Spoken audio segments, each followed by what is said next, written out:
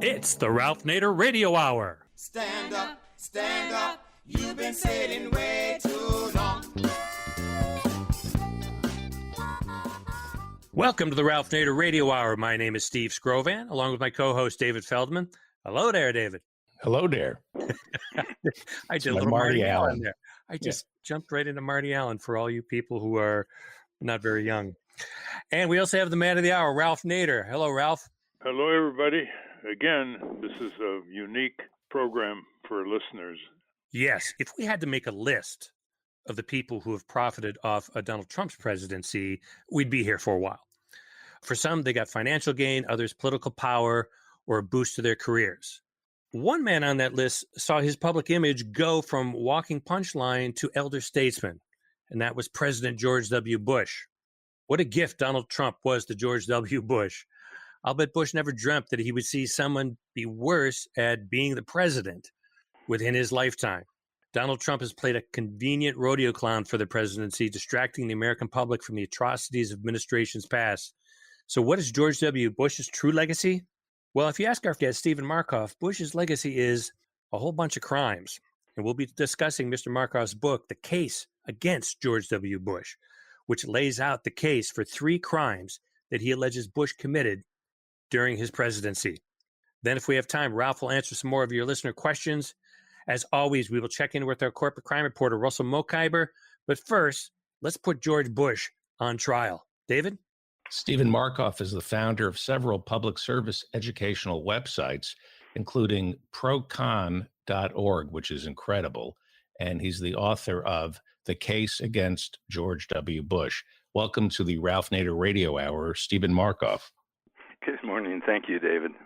Thank you very much, Stephen. It's very rare that someone goes back and presents the case against violations by high political officials, as you have done. There's a tendency in American society of, well, let's have bygones be bygones and forget about it. As you say in your preface, quote, chronicling how Bush, as president and our commander-in-chief, used secrecy, fraud, and deceit to scare our country into the Iraq War, which helps us better understand and study his actions in hopes that the lessons learned will help keep our nation from falling prey to such presidential trickery in the future, end quote. That was one of the reasons for your book. And it is a book that has a very powerful foreword by Richard Clarke, who was the National Security Anti-Terrorist Advisor in the White House to both President Bill Clinton and, for quite a while, President George W. Bush. He was a holdover. And he makes it very clear, and I think this is also your position based on all the documentation, that there were 3 violations that Bush can be prosecuted for, perhaps. The criminal laws are not suspended for presidents after they leave office, and there's really no statute of limitation. And he said, 1, quote, first, Bush ignored warnings about the serious threat from al-Qaeda prior to 9/11. They were very detailed warnings, by the way, as you show in your book, The Case Against George W. Bush. Second, Mr. Clarke said, quote, Bush ordered the invasion of Iraq in violation of international law when Iraq had been uninvolved in 9/11 and offered no imminent threat to the U.S. And third, quote, Bush authorized the use of torture and denied prisoners due process, both acts in violation of international law. One might add there are violations of U.S. statutory law, quite apart from violation of the Constitution. So the first question is, why did you write this book, and why did you write it the way you did, full of documentations, one after the other, official statements, inquiries, admissions, all readily footnoted? Well, I started off in the project after I read Clarke's book, Against All Enemies, that he put out, I think it was around 2007. And I read the book, and he seemed to write a lot of things that happened in the Bush administration that seemed quite wrong, illegal, improper, call it what you will. But he wrote it from a perspective that I don't often see, which is really from an unbiased perspective, he didn't seem to be concerned at all with politics. He didn't seem to be concerned with the politics of the players. He just wrote what he saw. And my gift or curse in life seems to be to try to understand things. And I started looking at what he wrote about, and I quickly figured out that although he had a great grasp of the issues of George W. Bush White House because he was intimately involved with it, he was just one man. And all he could write about are things that he knew about. And he was quite busy his whole career there. So I started putting together what I thought were facts and documentation. I documented the book because, frankly, I'm a nobody in this situation. I wasn't in the Iraq War. I didn't have a seat at the table. I wasn't involved in the administration. And I figured out that what I had to say, just from my own sensitivities, wasn't really very valuable. So I decided to document what third parties had to say. And I was quite shocked to find out after all of that documentation. I think that if you put out information that isn't sourced, it has a far lower value than sourced data. I've never used WikiLeaks as a source because when you read something on WikiLeaks, it may well be valuable, but the problem is there's no responsibility. You can't find out who said it, you can't find out when they said it, and you can't find out the background of why that particular sentence was written. So I went the other way. In my book, I've quoted pieces from 90 different authors. Most would be well known to this audience. I quoted out of President George W. Bush's book. I quoted from Condoleezza Rice's book. I quoted from our Vice President, Dick Cheney's book, and a lot of people. And what I was really looking for was published quotes that were specific to a date and time. And I thought that way people could read the book and make up their own conclusions from a lot of very specific data. I must say it's an extremely special type of writing style and documentation, designed to inform people and change their minds if they swallowed the propaganda that Saddam Hussein, the dictator, had weapons of mass destruction and he was dealing with technology that could reach the United States. Just for our listeners, I thought a good example was your page 236 and 237, where you start by saying 9/16/2003, Cheney failed to dismiss widely discredited claim that Hussein might have played a role in 9/11. And then you go to 9/17/2003, where you cite George W. Bush clarifies Cheney's statement, Hussein has been involved with Al-Qaeda, is in quotes.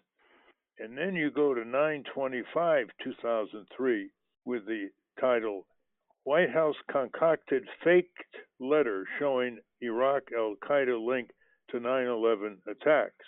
And that was followed by a statement by Colin Powell, who said just the opposite, that he had, quote, not seen a smoking gun, concrete evidence, end quote, of Hussein ties to Al-Qaeda. I've never seen an advocacy book work the documentation this way, and it's quite devastating, which leads me to ask, this book has been out some months now. What kind of reaction from Congress, from the press, from the Justice Department, from international legal institutions, Geneva Convention? That's what would be fascinating about this. What kind of reaction to this lawlessness, to this criminal invasion of Iraq that took over 1 million Iraqi lives and thousands of U.S. soldiers killed, injured, or subjected to diseases that were prevalent over there, like sandfly disease? What kind of reaction? Well, that's the amazing part. It has been the thundering sound of silence. When I finished the book, I offered the book to everybody that I had quoted, which was, I mentioned, about 90 authors. I offered it to Condoleezza Rice. I offered it to Dick Cheney. I offered it to the Bush Library. I haven't heard from one person about the book.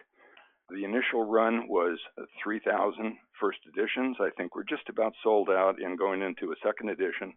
But from all of the power and the information set forth, as you just mentioned, where quote after quote features things that are absolutely not true, there has been no response at all to it, which is frightening in many ways. Well, what's interesting is that the legal profession, I suppose, haven't responded. The law schools, the deans of law schools, professors of international law, the American Bar Association, no response from them either? No response for anybody, and I think part of the problem is everybody's dealing with their own worlds and their own problems, but the other is the politics under particularly Trump have been so fiery that people think a lot of good thoughts but are afraid to bring them out for fear of being satirized or made to look bad in the public light. That, to me, again, is the scariest part of all of this. The other part about the book that really surprised me is normally when you write an advocacy paper or book, there's a lot of facts on the other side. As they say, there's three sides to every story. But in all of the books that we went through, and we went through 130 published books, plus government reports, plus other reports, there is really no data that counters what I've quoted in the book. But still, this sound of silence from the world. What kind of coverage did it get? Were you interviewed at NPR, PBS, commercial radio, TV, New York Times Review, Washington Post, Wall Street Journal? What kind of coverage? None of those, and I'm not sure why. I think they may be afraid of the topic, which is shocking because that's what they're supposed to do. What I would love to do is face off with somebody that is a great W. Bush supporter. And I'd love to see some facts and data that refute any parts of the book. Not just opinions, but actual facts and data. Well, lest anybody think this is a left-wing attack on George W. Bush, I mean, you have all kinds of statements by Republicans, Democrats, Libertarians, congressional inquiries. You even on page 238, you say Congressman Ron Paul, a Libertarian, Congressman Ron Paul, no connection between Hussein and 9/11. Real reasons for Iraq war include, quote, this is Ron Paul being quoted, quote, oil, neoconservative empire building, and our support for Israel, end quote. And you quote the September 11 Commission, which says no collaborative relationship between Iraq and al-Qaeda. Of course, Ron Paul famously said Bush and Cheney lied us into the Iraq war. These were bald-faced falsifications, and in your documentation, you show how Bush didn't wait for the UN inspectors to finish their job. It was just a matter of weeks before he then launched his invasion in March of 2003. Did you get any response from the Iraqis, the victims of all this? No, but my wife and I are scheduled to go to Pakistan later this year, depending on the virus. And in the trip, we hope to go to Iraq. I've never been there, and I would love to talk to some of the people in government there. And I joke with my wife that I'll bring a suitcase full of books. Well, this is a pretty extraordinary aftermath of your book. I mean, what does this say about any kind of institutions that are committed by their own position to the rule of law, domestic law, constitutional observance, international law, and all you got was a deafening silence?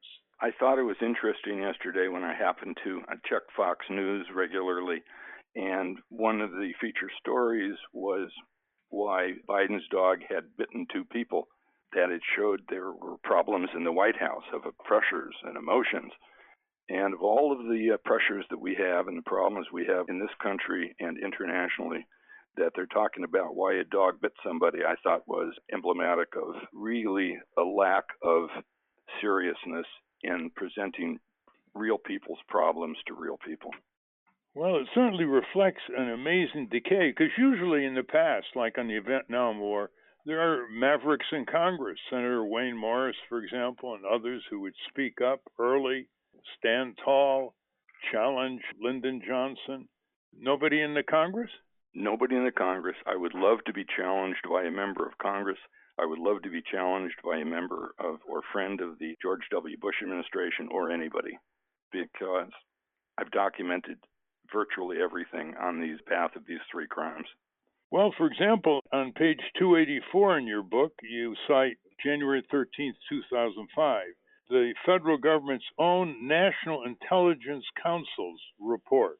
And they suggest that a war in Iraq would create terrorist haven. Well, ISIS certainly fulfilled that projection. So this is a continuing situation here. People in this country might think it's a matter of the past and let George W. Bush and Dick Cheney regale their retirement with big speech fees and book advances and accolades from people like Bill Clinton, who seems to make a small hobby of praising George W. Bush and talking about his charities. In the meantime, the wreckage goes on. The wreckage in Iraq goes on. The wreckage in Libya, Hillary's war, goes on. And it's all over the Middle East, and it's boomeranging against us. All empires devour themselves, devoured our budgets for public works or infrastructure for years because of the huge allocation to the military budget. Well, you're a persistent person, Steve Markoff. What are you going to do about this deafening silence? Or what can you do? Well, what I have been doing is I'm trying to go public. I love being on your show because of your audience, and your audience thinks about things, and they're hearing about the book, and I think that's very valuable. I've just put out more money for digital advertising to try to get to the people, the decision makers. I'm going to be sending out free books to some of the people that you mentioned that my publisher did not. And I'm just going to keep at it. I mean, to me, this is very important. And let me bring in one other point that a lot of people don't think about. There are a lot of people that look at George Bush since his presidency, and they say, well, gee, no, he's been a pretty good guy. He's really been helpful. He's been more of an elder statesman. And we should kind of give him a pass because he's been a nice guy. Well, if you have a neighbor that murders 3 people, and after the murder, he brings in stray dogs and he's nice to people and he brings you a cake when you move in, still a murderer. And I think that one of the problems, and I'm going to go off my script of documentation for just a minute and say, I believe that one of the reasons that Donald Trump was able to attack our democracy in the way he did is that he looked back at George W. Bush and said to himself, look at all the terrible things that guy did, and he's never had to pay for it. And I think, and again, this is my speculation, that doing nothing to bring George Bush to justice through a legal process emboldened Donald Trump. I think you're right. It emboldened Barack Obama. He expanded the illegal drone warfare to killing people who he didn't even have evidence that they were an imminent threat to the U.S. They were called signature strikes. They would spot some young men in a roadside in Yemen talking, and they'd say, oh, our algorithm means that these young men fit the profile of terrorists conspiring. Push the button. And they'd push the button from Virginia, and they'd vaporize these young men. This was all reported in the New York Times in a celebrated page 1 article. Signature strikes. You're right. The lawlessness of Bush set the stage for the lawlessness of Obama and the lawlessness on an even bigger scale, domestically at least, of Donald J. Trump. Well, let's ask another aftermath question. Have you been able to put any letters to the editor or any op-eds in various publications about this book? I have written some, and they have not been published. Well, you see, censorship comes in many forms. One of it is a colossal moral indifference to official crimes at the highest levels of our government. Did The Nation magazine, the Progressive magazine, Washington Monthly, In These Times, certified progressive anti-war, rule of law type magazines, did they give you any attention? The answer is no. Don't you find this incredible? I find it, I wouldn't say incredible, I would say very depressing, that here we have documented evidence that seems to have less value to public, at least to the producers for the public, than wild opinions, lies, made-up stories, and it's just quite sad. But somebody has to do it. Somebody has to put the data out there, because there are people that have read it, We have sold a fair amount of books. It's a niche market, we understand. But the problem is getting people to act when they have all these other issues that they're dealing with in their daily lives. It is for sale. No one censored it in the bookstores or on Amazon or Barnes & Noble website, did they? No, it's widely available. You can buy The Case Against George W. Bush, Amazon, and many other booksellers. And what about this proposal? Sometimes when members of Congress get letters from their constituents, they pay more attention than they would to people writing them letters outside their own district or state. What if some of our listeners wanted to send your book to their senator or their representative? Would you cooperate with that? 100%. I would love it. I think it would be a valuable service for the country and for the American public. Well, why don't you give them your website and see if they would send you their letter to their representative, and then it could be included in a book directly to their office. That would be terrific. Probably the best, they can send it right to my personal website, which is S as in Steve, C as in Charles, Markoff, Markoff, at AOL. And if they wanted to offer the book, and if it was accepted, I would send it out at no cost to as many people in office as I could.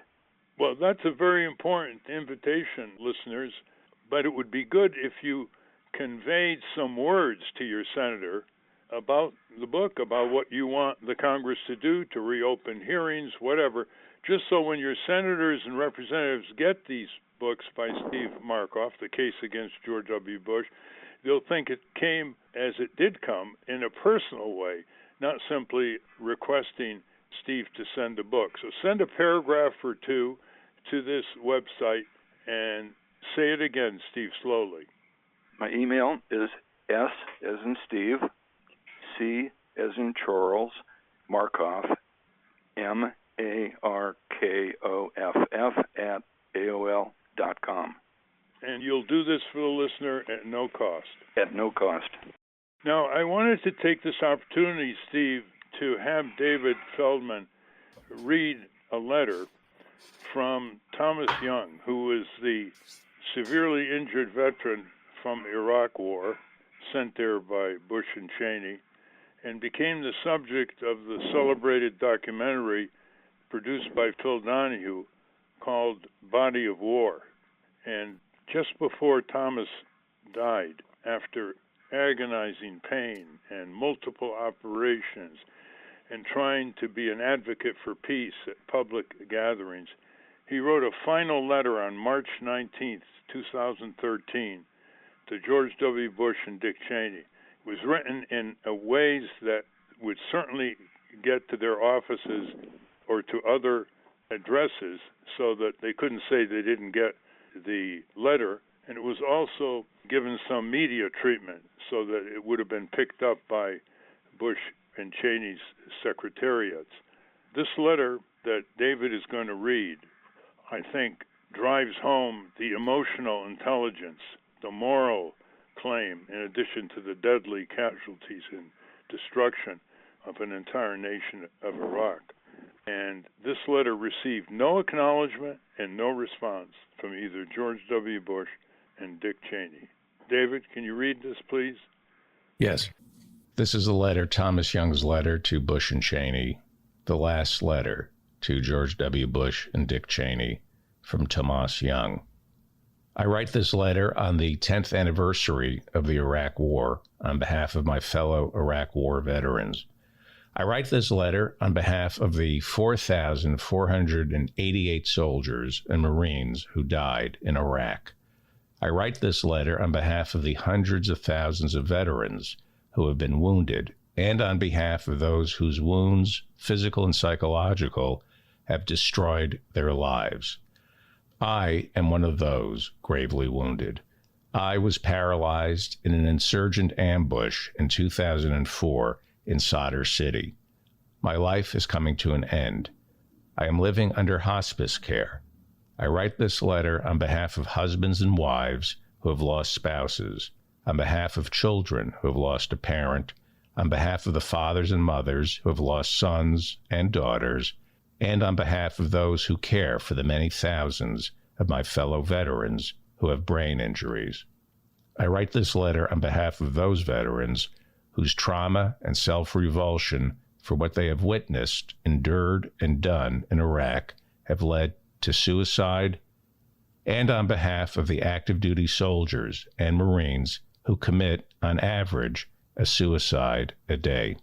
I write this letter on behalf of the some 1 million Iraqi dead and on behalf of the countless Iraqi wounded.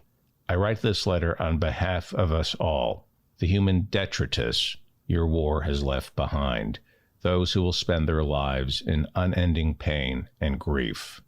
I write this letter, my last letter to you, Mr. Bush and Mr. Cheney. I write not because I think you grasp the terrible human and moral consequences of your lies, manipulation, and thirst for wealth and power. I write this letter because before my own death, I want to make it clear that I and hundreds of thousands of my fellow veterans, along with millions of my fellow citizens, along with hundreds of millions more in Iraq and the Middle East, know fully who you are and what you have done. You may evade justice, but in our eyes, you are each guilty of egregious war crimes, of plunder, and, finally, of murder, including the murder of thousands of young Americans, my fellow veterans, whose future you stole. Your positions of authority, your millions of dollars of personal wealth, your public relations consultants, your privilege and your power cannot mask the hollowness of your character. You sent us to fight and die in Iraq after you, Mr. Cheney, dodged the draft in Vietnam, and you, Mr. Bush, went AWOL from your National Guard unit. Your cowardice and selfishness were established decades ago. You were not willing to risk yourselves for our nation, but you sent hundreds of thousands of young men and women to be sacrificed in a senseless war with no more thought than it takes to put out the garbage. I joined the Army 2 days after the 9/11 attacks. I joined the Army because our country had been attacked. I wanted to strike back at those who had killed more than 3,000 of my fellow citizens. I did not join the Army to go to Iraq, a country that had no part in the September 2001 attacks and did not pose a threat to its neighbors, much less to the United States. I did not join the Army to liberate Iraqis or to shut down mythical weapons of mass destruction facilities, or to implant what you cynically called democracy in Baghdad and the Middle East. I did not join the Army to rebuild Iraq, which at the time you told us could be paid for by Iraq's oil revenues. Instead, this war has cost the United States over $3 trillion. I especially did not join the Army to carry out preemptive war. Preemptive war is illegal under international law. And it was you, Mr. Bush and Mr. Cheney, who started this war. It is you who should pay the consequences. I would not be writing this letter if I had been wounded fighting in Afghanistan against those forces that carried out the attacks of 9/11. Had I been wounded there, I would still be miserable because of my physical deterioration and imminent death. But I would at least have the comfort of knowing that my injuries were a consequence of my own decision to defend the country I love. I would not have to lie in my bed, my body filled with painkillers, my life ebbing away, and deal with the fact that hundreds of thousands of human beings, including children, including myself, were sacrificed by you for little more than the greed of oil companies, for your alliance with the oil sheiks in Saudi Arabia, and your insane visions of empire. I have, like many other disabled veterans, suffered from the inadequate and often inept care provided by the Veterans Administration. I have, like many other disabled veterans, come to realize that our mental and physical wounds are of no interest to you, perhaps of no interest to any politician. We were used, we were betrayed, and we have been abandoned. You, Mr. Bush, make much pretense of being a Christian. But isn't lying a sin? Isn't murder a sin? Aren't theft and selfish ambition sins? I'm not a Christian, but I believe in the Christian ideal. I believe that what you do to the least of your brothers, you finally do to yourself, to your own soul. My day of reckoning is upon me. Yours will come. I hope you will be put on trial, but mostly I hope, for your sakes, that you find the moral courage to face what you have done to me and to many, many others who deserved to live. I hope that before your time on earth ends, as mine is now ending, you will find the strength of character to stand before the American public and the world, and in particular the Iraqi people, and beg for forgiveness. Wow. Well, Steve Markoff, what's your response to that? Well, I think I have two responses. Number one, I have nothing against George W. Bush. He may be a nice guy. He may be a good father. He may be, perhaps treats animals and his friends well. I'm looking at this as a prosecutor looks at somebody that they believe has broken the law. And so the second part is what I think should happen to George Bush is I think that there should be two serious nonpartisan inquiries. One in the United States for what I believe was his criminal negligence in disregarding this incredible amount of intel he received that we would be attacked by Osama bin Laden and Al-Qaeda, and in disregarding it did nothing to protect us, and of course we were attacked on 9/11. And number two, there should be another nonpartisan investigation internationally regarding war crimes and crimes against humanity. I think they're separate issues. I think they should be looked at separately. And I think that if the conclusions of those investigations provide enough evidence, then I think he should be tried as anybody else would. And if there's not enough evidence, then he should be left alone to enjoy his last years. And the Iraq War veterans should have a role in this endeavor, would you say? I don't think it's necessary. I think that there's so much data. I think injecting emotion probably would not help an independent investigation. Certainly somebody should be there from Iraq because they've seen the damage firsthand. But again, I think that the best investigations are really impartial, where the investigators are only looking at the facts and don't have a political bent one way or the other.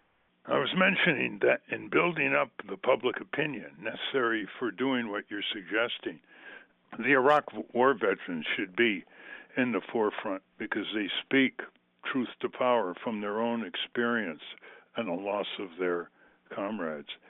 But you know, Tomas Young's letter, which David just read, was released to the media, and apart from one or two small stories, it got the same treatment your book got. It got deafening silence. It's not every day that a war veteran in his last dying moments dictates a letter like this, and it was ignored. So this kind of moral numbness seems to be a very pervasive phenomenon. And, you know, you can have great documentation for a prosecutor's case, but the law tends to become dynamic from the moral impulses of its society. How would you address that? Did any religious leaders react to you at all? No, and you're asking a very important question for our country and for all other countries. How do you get people energized to look at things that are outside their daily struggles, as bad as they may be? And I don't know the answer. You are correct in my view that one of the ways that this would get some traction would be to have those fought in the Iraq War and their family members and those on both sides of the war to come forward and start asking questions. Well, wait a minute, what were we doing there? Is it true it was all about oil? If it was all about oil, why were we lied to? Why did the government continue to lie about the Iraqi war? Was there a commission that really looked at the facts instead of doing it with one eye closed, which is what I believe? But you're talking about a very difficult issue. You wrote a very famous book back, I think it was around 1965, about, I think it was the Corvair, if my memory serves me right. And that book by itself caused a tremendous positive social change in America. It got rid of a car that was documentedly dangerous. That the problem is today having the same public outcry created by information and data. And it looks like today the world is much more interested across the board in emotions and angry people and screaming and threatening people than it is by people sitting down carefully, looking at documentation, looking at the facts, and coming to reasonable conclusions. Well, there's been a definite decline in the moral articulation of these matters in our country since Vietnam. I mean, there were all kinds of people speaking out against Vietnam, leaders from all segments and backgrounds in our society, not as much as the peace advocates wanted. And there were, of course, demonstrations and rallies and strikes and sit-ins and considerable turbulence even in Congress before it finally cut off aid from the executive branch, and that's the way the Vietnam War ended. They just cut off the money for the war. And it's inconceivable that that would not have happened in the invasion of Iraq, especially since the war was not declared. It was not an attack on an enemy backed by a powerful force. It just didn't happen. So there's obviously a consistent decline in the ability collectively of our society and its peoples to stand up against these kinds of violent transgressions. Some people have called this the biggest strategic foreign policy disaster in our history because it continues to boomerang all over a huge part of Asia and Africa against us, not to mention the repercussions on millions of innocent people to this day. Steve, David, what are you thinking about all this? I wanted to ask, you may not know the answer to this, Stephen, but can George W. Bush travel to foreign countries anymore, or would he be arrested? I'm under the impression, and I've read, but I don't have verification, that there are a few countries that he will not go to. That there are not arrest warrants for him per se, but I'm told and have viewed op-ed pieces that in certain countries he's concerned with his safety if he goes there from a legal perspective. One of the things that needs to be done, and I actually talked to Human Rights Watch last week, and I offered a grant. Somebody needs to sit down, a competent, probably human rights lawyer, gather up all of the attempts to prosecute George W. Bush and others around him so we have a starting point, and then walk back and say, okay, this is where we are. These are all the cases that have been filed against George W. Bush and others. This is the reason they didn't work, and decide what to do to continue this. But I think it's really Ralph's suggestion that we need people to write their elected representatives and tell them that it's time that we looked at this closely. Obviously, from my standpoint, I love them to offer the book, and I love people to read the book because I think it's hard to read the book and not be outraged by not only the things that were done, but how openly they were done and how well documented these outrages are. So I realize that's a bit self-serving, but I see that energy has to come. The focus on the Congress, of course, is well taken because Congress was the great institutional default. They did not use their constitutional authority to basically control the rush to the criminal war of aggression. After all, only Congress can declare war, only Congress can authorize funds, only Congress can appropriate funds, only Congress has the constitutional oversight function. They abandoned all of them. They became ink blots. And to recycle an aroused public's concern about this and focus it on Congress is a historical reassertion of a long overdue accountability by the public. Well, let me remind you of one point. Back in the fall of 2002, Congress gave George W. Bush the power to go to war. The problem with that a democratically led Senate, by the way. Yes. And the problem was that they were given false and incomplete information. And it had nothing to do with Iraq either. I believe that it did. I think that they gave him the power to go into and after Iraq, although several of the senators at the time said, well, we gave him the power, but we know it won't be used unless it's appropriate, or some weasel words to that effect. Well, as Bruce Fine, our international law expert, stated on this program in the past, Stephen, that doesn't amount to a declaration of war. They can't weasel around this with some authorization for the use of force, which was focused on the backers and attackers of 9/11. If they tried to link it to Iraq, you rebutted that with the documentation in your book that there was no connection between Saddam Hussein and Al-Qaeda. So anyway, that's for another program. But I just wanted to point out also to show that this is not just coming from one part of the political spectrum.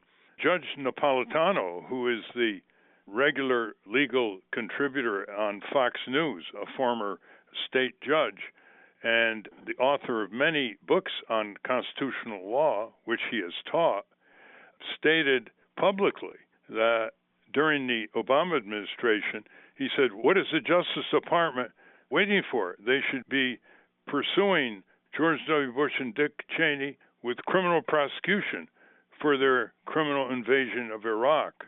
And he's quite a conservative scholar. So it does come from many angles of political backgrounds. David, do you have a comment or question? Well, I just wanted to point out that the Senate gave the war authorization in 2002, and it was in October, I believe, because they wanted to do it before the midterms, and the Democrats gave them the war authorization, and they ended up losing. The Democrats lost the Senate. Tom Daschle, who's now a lobbyist, lost to Trent Lott. They tried to placate the Republicans, and they ended up losing control of the Senate. I think that I'd have a slightly different take. I think that the W. Bush administration did a great job lying to and conning our Congress. They said things that scared Congress, and I think rightly so, that were simply lies and untruths and were known such at the time. They said that it was covered, I think, earlier in the show, that somehow, and not even somehow, that Hussein was connected to 9/11, which was totally untrue and known to be untrue by the administration. So I think that if I were a Congress member back in, and I believe it was October of 2002, and I was told the horror stories by top government officials, I could see myself. But the Democrats, voting. I'm sorry to interrupt you, but in 91, when did we go to war? The first 91, Gulf War. First 91. Yeah. There were a lot of Democrats who voted against that war authorization. They knew they were being lied to by Bush about the incubators being stolen in Kuwait. They were much more distrustful of the first George Herbert Walker Bush, who actually served. He actually served in the military, and they knew to vote against the war in Iraq. Well, back in the 80s is a really interesting story about how the United States propped up and kept helping Saddam Hussein, including sending him Scud missiles. And it's an amazing story in itself that has been kept from the American people. Well, you actually, in your book, have the vote count, member of Congress by member of Congress, don't you? I do, yes. So there were quite a few Democrats who voted against the Bush-Cheney move into Iraq, David. Unfortunately, we're out of time. We've been talking with Steve C. Markoff, the author or the compiler of the case against George W. Bush, with a foreword by Richard A. Clarke. And Steve, before you leave, can you slowly again give your website so anybody who wants to send a short letter to their senator and representative can send that to you, and you will accompany that letter with a free copy of your book, The Case Against George W. Bush. And not only will I send a copy to the representative, but I'll also send a copy to the letter writer for the trouble that they've taken to do that. My name is Steve Markoff. My URL to write to is S as in Steve, C as in Charles, Markoff, Markoff, @ AOL.com. What a generous offer, Steve. Listeners, now you'll get a free book to you and a free book accompanied by your words to your senators and representatives. Thank you very much, Steve. Oh, thank you. It's been a pleasure to explain some of these issues. And you did very well. Thank you. We have been speaking with Stephen Markoff. We will link to his work at ralphnaderradiohour.com. Let's take a short break. Let's check in with our corporate crime reporter, Russell Mokhiber. From the National Press Building in Washington, D.C., this is your Corporate Crime Reporter Morning Minute for Friday, April 16, 2021. I'm Russell Mokhiber. Remarkably, there has never been a book about the processed meat industry and the cancer risk it poses to consumers. Until now, French filmmaker Guillaume Coudray is just out with Who Poisoned Your Bacon Sandwich?, a detailed investigative report into the use of nitro additives in meat. Coudray reports that most mass-produced processed meats on the market in the United States, and now even many artisanal products, contain chemicals like nitrates and nitrites that react with meat to form cancer-causing compounds. Since the 1970s, the meat processing industry has denied the health risks because these additives make curing cheaper and quicker, extending shelf life and giving meat a pleasing pink color. For the Corporate Crime Reporter, I'm Russell Mokhiber. Thank you, Russell. Welcome back to the Ralph Nader Radio Hour. I'm Steve Scrovan, along with David Feldman and Ralph. Ralph, our very own David Feldman has a question for you. The infrastructure bill that President Biden is introducing, is it enough? And Jeff Bezos, the CEO of Amazon, came out in favor of an increase in corporate taxes to help pay for it. Well, first of all, Amazon has escaped taxes like no other giant company, perhaps with the exception of General Electric. But they evaded or avoided, depending on your viewpoint, sales taxes early in their rise and put all kinds of bookstores, brick-and-mortar bookstores who have to pay sales taxes at a 6, 7, 8% disadvantage. And, you know, the margins on books are such that got Amazon a big leg up as they refused to pay sales taxes, and they had their lawyers making the argument, and there were other arguments contrary. And then it was off to the races by using international jurisdictions and profit shifting. Amazon pays very few taxes. So I guess Jeff Bezos has been feeling some heat from the public as more reporters are listing companies that don't pay any federal income taxes in recent years, and there are 50 major ones who have escaped paying any federal income tax. A lot of times when you accuse Apple of paying very little federal income tax, Tim Cook roars back and said, of course, we pay billions of taxes. Well, he's including things like sales taxes, maybe tariffs. He's evading the issue.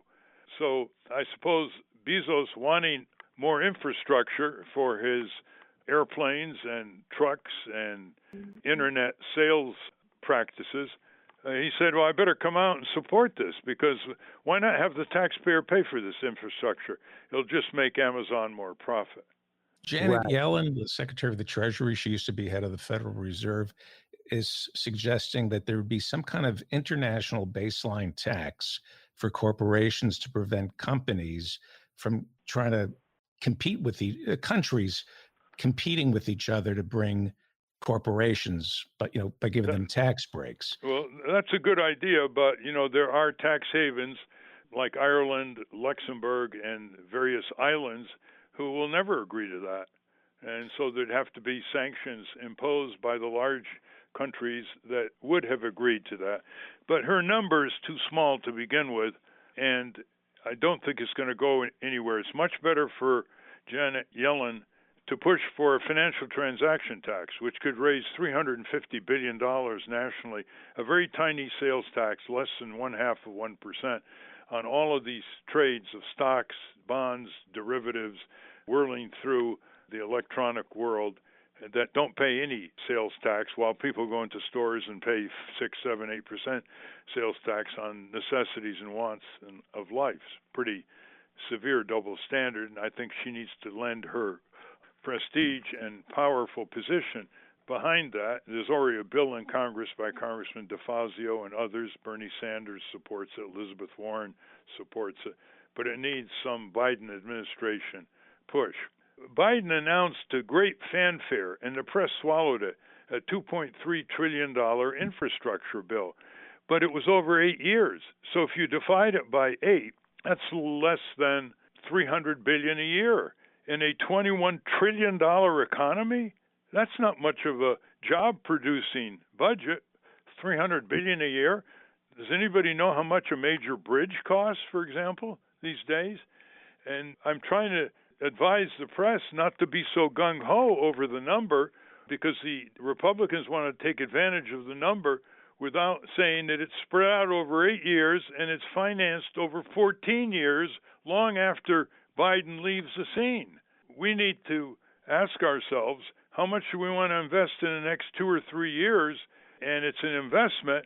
It's not spending like the Republicans like to call it spending. It's a capital investment from which there will be enormous returns in economic activity as well as health and safety, safer bridges, safer roads, and other safety provisions in that bill. Yellen's suggestion of a baseline tax to prevent countries from competing with each other to lure corporations through tax breaks. Would you support something like that in the United States, where states and cities can't compete with tax breaks to corporations that race to the bottom? Yes, the problem is we don't have a global constitution that can compel all the countries, once a vast majority agree, to a treaty that's enforceable. It has to be a negotiated process, and these smaller countries who are making out tremendously by taking these big U.S. companies and other European companies and having them so-called domiciled there for tax avoidance or evasion purposes. So it's not likely it's going to work. However, it's good that she's raising the issue because it might improve the willingness of individual countries to raise their corporate tax, which are at all-time lows. Our corporate tax is now at an all-time low. It's 21% in theory and 11.5% really after they take advantage of all the loopholes. And yet the top rate for an individual is 38%. And this double standard is simply not defensible. Why should corporations ever be taxed less than individuals in terms of tax rates? That's an argument the Democrats should learn to use. And Obama left office with the federal tax rate on corporations, the maximum rate, 35%. Trump took it down to 21%, put more loopholes in, took it down to 11.5% effective rate. And now Biden is proposing just to raise it to 28%. Good heavens. You'd think he'd at least raise it to the 35% under the Obama-Biden administration. Such is the cowardliness of the Democratic Party. Yeah, and it's interesting because it's not like corporations want to pay a lower corporate tax. They don't want to pay any corporate tax. So they will, maybe Bezos thinks that, pick any number you want. I'm not going to be paying it anyway because I've got a very clever accountants. That's true. They really don't want to pay any tax. They believe in the homily that corporations don't pay taxes, people do. Really? Well, if that's true, if it's so easy to transfer corporate taxes to people, why do they oppose it so vigorously? Why don't they, in effect, say, hey, the Constitution interpreted by the Supreme Court says we're like persons. We're people. Corporations are persons under the law, and persons should pay their full share of taxes. Never mind this, corporations don't pay taxes, people do. They want it both ways. To avoid taxes, they want the corporation to be viewed as an artificial person, as a fiction, because it's not a real flesh and blood human being. But for purposes of transferring taxes, they want to be viewed as artificial entities that, obviously not being of compos mentis like human beings, can't pay taxes. It's only people. They're consumers who pay taxes, or they're workers. Well, something you always said to me, Ralph, when I was interviewing you for the documentary many years ago, we were talking about like the Heritage Foundation and these corporate think tanks and their economic philosophies. And you said these think tanks aren't happy because their glass is only 97% full. Yeah, they're really never satisfied. They've adopted the commercial ethos of enough is never enough. Enough is never enough. You're worth 10 billion. You want another 10 billion. You made huge profits. You want to make more huge profits. It was a tribute to John Bogle, who started the mutual institution known as Vanguard many years ago, based on his Princeton University senior thesis. When he wrote a book, he started it out with an anecdote where he was at some party where there were rich people and there were authors, and someone came up to a prominent author and said, you know, this venture fund guy, he made more in 2 hours than you've made selling all your books. And the author looked at the person and said, well, that's probably so, but you know, I have something he'll never have. And the person said, what? And the author said, enough. And that's why John Bogle's last book, which I urge everybody to read, is called Enough. This is a change of subject here, because one of the things our listeners were very excited about with your conversation with Michael Eric Dyson is the idea of this conference on corporatism and racism. And a lot of people were suggesting, you know, people have as speakers like Reverend Barber, Jesse Jackson, Andrew Yang, Cornel West, Trevor Noah, Chris Hedges, Jimmy Dore, Michael Moore, Michelle Obama, and others pitching people from the indigenous community. What do you think is going to happen? Will we be able to have a conference once we all come out of the mine shaft here? Certainly a Zoom conference. It makes it very easy in terms of people's schedules and logistics compared to an in-person conference, for which there's no real substitute. So we do intend to start the ball rolling here and getting a conference through Zoom for at least 12 people, including many of those you just mentioned, about the subject of corporatism. That is, commercial values dominating all other values, leading to systemic racism in one area after another in our political economy. Okay, very good. Thank you for your questions. I want to thank our guests again, Stephen Markoff. For those of you listening on the radio, that's our show. For you podcast listeners, stay tuned for some bonus material we call the Wrap-Up. A transcript of this show will appear on the Ralph Nader Radio Hour website soon after the episode is posted. Join us next week on the Ralph Nader Radio Hour when we speak to the president of Harper's Magazine, John R. MacArthur. Thank you, Ralph. Thank you, everybody.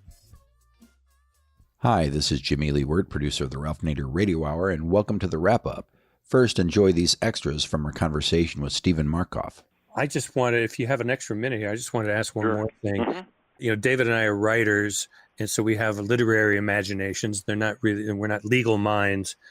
But to me, George Bush actually learning to paint so he could do oil paintings of Iraq war veterans, wounded Iraq war veterans, seems to me you don't have to be Fellini to figure out that that's kind of an admission of, that's a guilty conscience at work there. Well, you may be right, but not being a psychiatrist and knowing what I don't know, which is a hell of a lot, I think it's an interesting thought and interesting speculation. And I note you're both comedy writers, and there may be some serious and some not so serious thoughts there. Well, he painted a portrait of himself also in the shower, which is like a cleansing. You know, it's just the symbolism, the literary symbolism there. It's almost too on the nose for fiction. I agree on both of them. I think you're right on. But again, it's a world that I try to stay away from. I'm a fact documents kind of guy, but I think you brought up two really interesting points. It is amazing that in your entire book, you couldn't find any remorse or regret by either Bush or Cheney on the record. Well, to find it, it has to be there. And I don't believe it's there. I think that Bush was quite happy with the oil, not the way it turned out with the oil, but I think that, you know, there's also the big dick theory that he went into Iraq partially to look like a better child to his father. But no, I don't think there is remorse. I think there's no remorse in either. I think there's no remorse in a Donald Trump. I think there's no remorse in a lot of people that you and I know.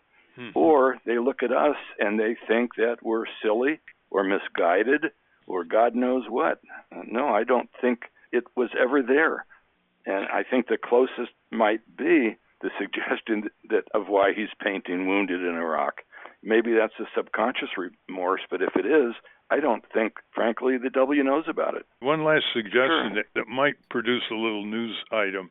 Why don't you call the 4 presidential libraries and ask if they have your book? You know, they have all the books on their administrations. Right. And see if George W. Bush's library has your book. Well, I offered it to them, but on your suggestion, I will recontact all 4. And if there's anything that you could do, Ralph, you have such a national and international reputation, and I'm kind of sitting here putting together information. If you could mention it to anybody, and I'd give you an unlimited amount of books to give out if you thought it would be helpful. I wrote this book to educate people, and if they don't read it, they won't be educated. Also, I think you know that in the deal that I made with the publisher, 100% of my royalties go to the 9/11 Foundation in New York. Have that at the beginning of the book. Yes. Another thought, I wrote over 100 letters to Bush and Obama, serious letters, and 99% of them were not even acknowledged, much less replied. So I put them in a book called Return to Sender, 7 Stories Press. You might want to look at that. I ordered the book a week ago. It was supposed to show up on Monday. I got a note from Amazon that it's late, and now it's supposed to show up tomorrow. Oh, good. Because if presidential libraries are censoring books that are critical of their administration, that might be an interesting news story for some reporter. Boy, I don't think that they would censor. Well, I just don't know. It's you easy, though, because point. Anybody who calls up is given a response. Do you have this book? And they will tell you. I mean, librarians for presidential libraries play it straight. Yep, I think it's a very good point. And again, I'll follow up. Can I make a suggestion? When Jeb Bush, it took him 5 tries to answer the question, knowing what you know now, do you think the invasion of Iraq was a good idea?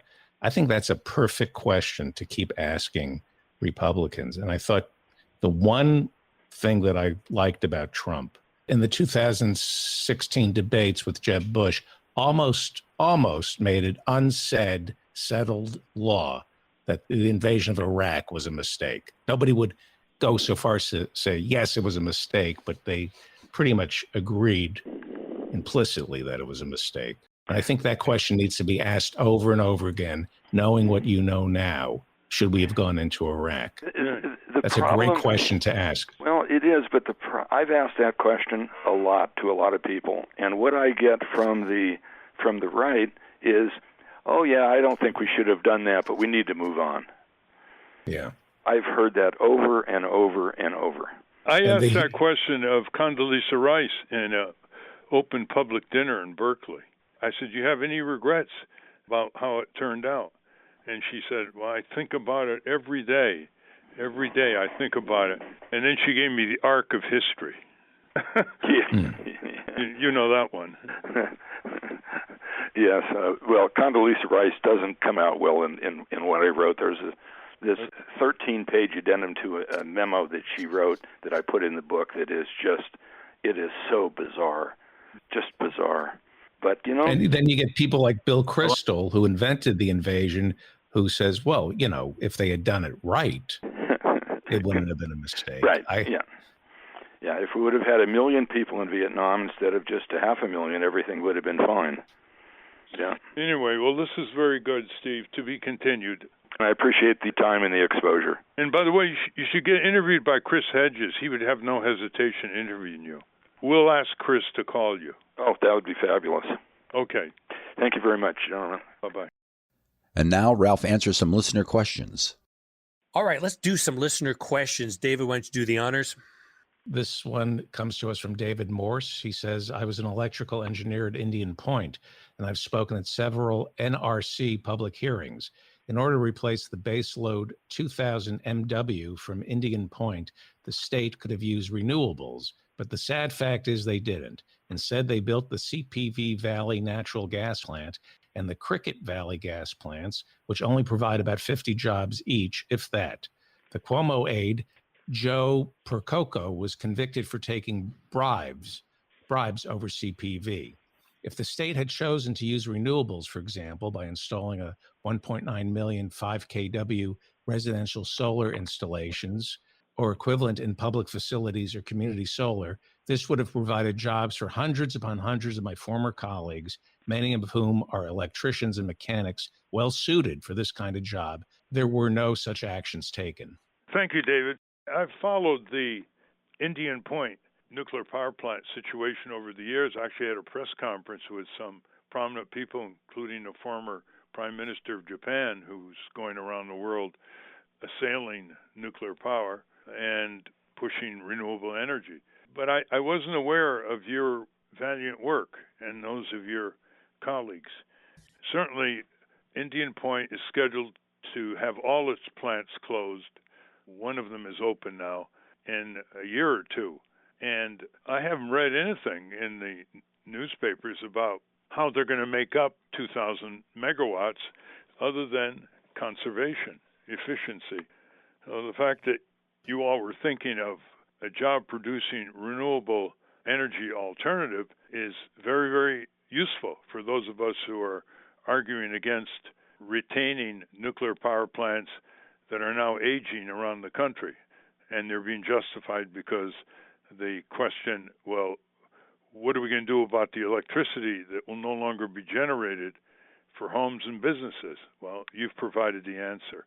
So stay with it and expand your connections on this point, because there are a lot of nuclear plants that need to be shut down now. They're way past their age limit. They're fighting for subsidies to keep going, taxpayer subsidies, and for renewing their license for another 20, 30 years, risking even more the issues of brittleness and other deteriorations that could possibly lead to a nuclear power catastrophe. Very good. Thank you for that question, David. This next question comes from Ken Pruitt, and he was responding to our interview with Stephen Donziger from a couple of weeks ago. And he says, I am still shocked regarding due process concerning a misdemeanor, either civil or criminal. Further, how in the hell is a case contracted out for prosecution to an entity that has in the past supported one of the participants in the suit? He's talking about the prosecutors that were also had connection with Chevron. I'm not a lawyer, but could someone explain this concept in a democratic country? I would understand this in an autocracy, like an earlier post, Washington Post and or CNN should be interested in this. Ken, it's called unbridled judicial discretion by a judge. The judge, in effect, believed that the prosecutor should have prosecuted Danziger. Federal prosecutor declined, and the judge, in effect, said, well, I disagree. I'm going to appoint, in effect, a substitute prosecutor. And he just happened to pick a law firm that had connections with the oil industry. I don't think this story's over yet. I think there's a mounting movement to expose more of the internal deliberations that have been going on here, the role of Chevron, the role of another federal judge that he selected that was very right-wing like him to provide other judicial functions, and the rubber stamp thus far of the supervisory Second Circuit Court of Appeals, which is showing signs of being a bit disturbed about how Steve Danziger has been deprived of due process of law. So stay tuned and stay connected. And the update on that is that his hearing for his house arrest was, well, the hearing was denied, but the verdict was he's still under house arrest. That decision was made again to keep him there. That's right. But that may be appealed even further. And so we'll see what happens.